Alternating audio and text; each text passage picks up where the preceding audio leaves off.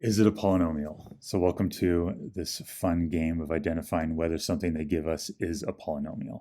So before we get started, I'll show you the rules. All of this stuff here is okay, but this x on bottom, that's not allowed. So it's not a polynomial because of that x on bottom.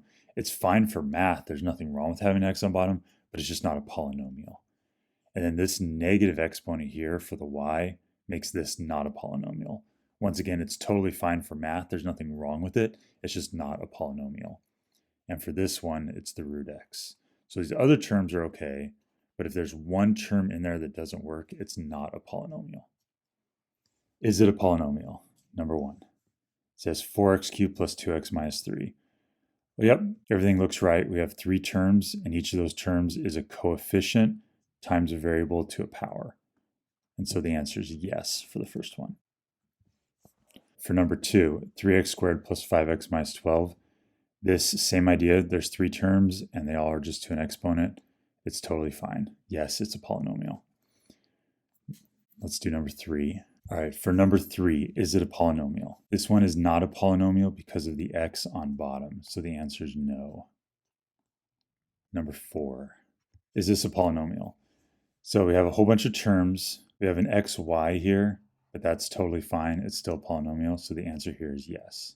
Yes, it is still a polynomial. So for number five, these have square roots in it. So because of those square roots, the answer is no. So now let's do number six, 2x plus 3. This one's also linear, but it is still a polynomial. Linear expressions are still polynomials. The answer is yes. So for number seven, negative 3 here. So that's going to be a no because you can't have a negative exponent and it'd still be a polynomial. Negative exponents are fine, you can have them, but it's just not called a polynomial when it contains a term with a negative exponent. Let's try some more. Now we have numbers 8 through 11. So number 8, is this a polynomial? Well, because of this x down here, the answer is no. It's not a polynomial. Now let's look at number 9. Is it a polynomial? Well, it has, just like this has an x on bottom, this has a 3 on bottom, but that's totally fine. You can have a 3 on bottom. Another way to rewrite this could be 1/3 x plus 2, in which case it's just a coefficient and a variable. So this is, yes, this is a polynomial. Next, number 10, is this a polynomial? Well, it's just terms being added with coefficients and variables to a positive whole number exponent. So the answer here is yes. It doesn't matter the order it's written in. So if this had been rewritten as y5 minus 7x4 plus 5, this would still be a polynomial. The order does not matter for these. And then for number 11, x squared over 3 plus 2/5. Yes, even though there's fractions, even though there's denominators, they're just numbers down there, not variables. So this, you could think of this as 1/3 x squared plus 2/5. There's just two terms with coefficients and variables being added. So it's totally fine. It's still a polynomial. The answer is yes. All right, we have 5 more of these. So this one here, is it a polynomial? It's 3 terms. They just have coefficients and variables and positive whole number exponents. So yes, it's still a polynomial. So about number 13. Well, this root 3, it is a square root, but that square root doesn't have a variable inside of it. If it was a square root of x, that would not be a polynomial.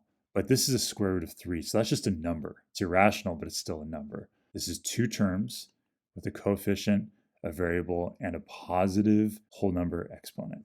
So this is a polynomial. So now for number 14, this one had a square root. This one also has a square root, but this time there's a y inside the square root. If there's a variable inside your square root, it is not a polynomial. So the answer here is no, it is not a polynomial. Number 15 says pi plus 5x. Well, we know 5x is okay, but what about pi? Well, pi is also just a number. It's an irrational number, and the decimal part goes on forever, not repeating, but it is still a number. So this is just a number plus a coefficient times a variable to an integer exponent. That 5x means 5x to the 1. So this is a yes, it is a polynomial. And last one, negative 3x to the 4 plus 7. Well, we know the 7's fine, and x to the 4, that's fine, but can you have a negative 3? You can. It's totally fine. It's just a number.